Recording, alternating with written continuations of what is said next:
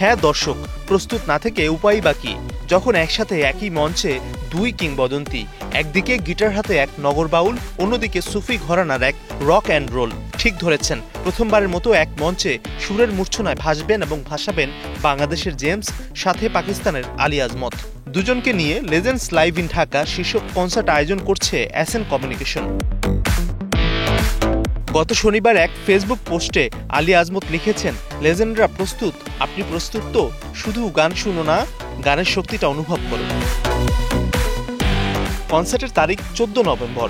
Venue রাজধানীর United convention centre.